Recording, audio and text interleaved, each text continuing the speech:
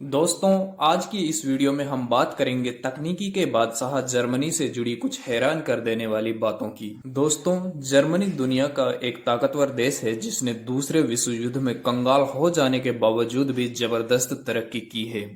इसकी ताकत के पीछे इसके नागरिकों की देशभक्ति और मेहनत है, जो मुश्किलों में भी मुस्कुराना जानते हैं और लड़ने मारने में भी किसी से पीछे नहीं रहते।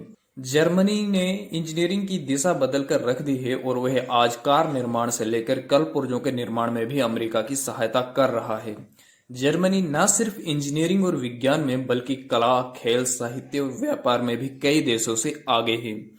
जर्मनी की राजधानी बर्लिन देश का सबसे बड़ा शहर है। बर्लिन फ्रांस की राजधानी पेरिस से 9 गुना बड़ा है।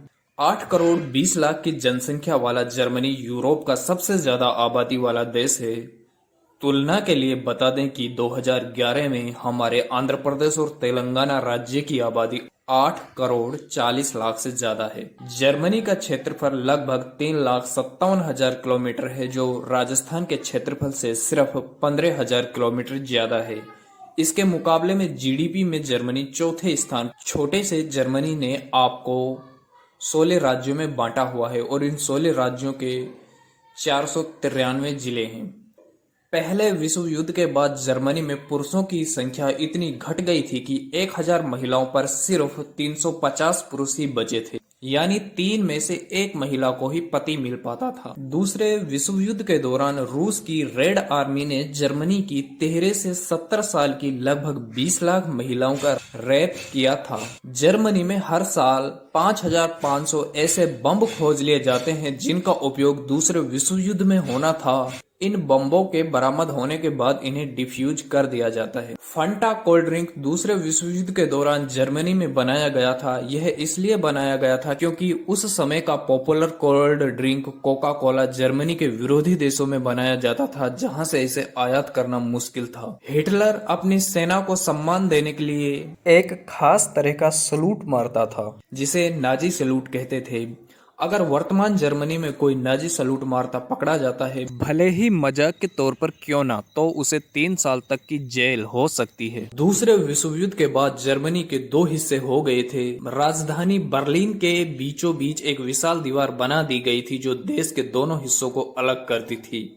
पर साल 1990 यानी 1990 में देश के दोनों हिस्सों के एक हो जाने के बाद इस दीवार को लोगों ने बड़े ही जोश के साथ गिरा दिया था। वर्ष 1989 से 2009 के बीच जर्मनी में 2000 से ज्यादा स्कूल बंद करने पड़े थे क्योंकि उनमें बच्चों की कमी हो गई थी। जर्मनी में आप किसी बच्चे का नाम ऐसा नहीं रख सकते जिससे उसे लिंग का पता ना चले, जैसे कि मोटी और बॉबी आदि। जर्मनी हर साल जितना पैसे अपना रक्षा बजट पर खर्च करता है, अमेरिका के लोग उससे ज्यादा अपने पालतू जानवरों पर खर्च कर देते हैं।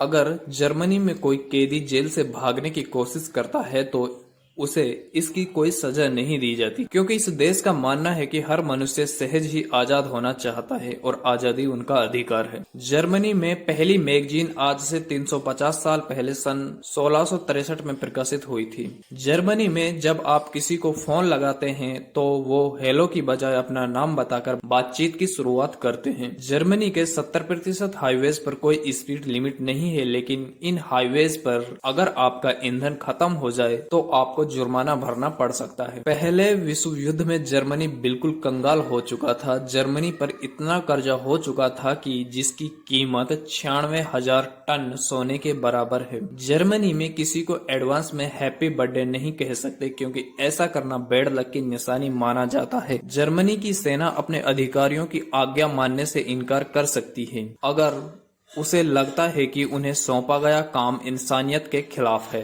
BMW, ऑडी, मर्सिडीज बेंज दुनिया की सबसे मशहूर कार कंपनियां हैं।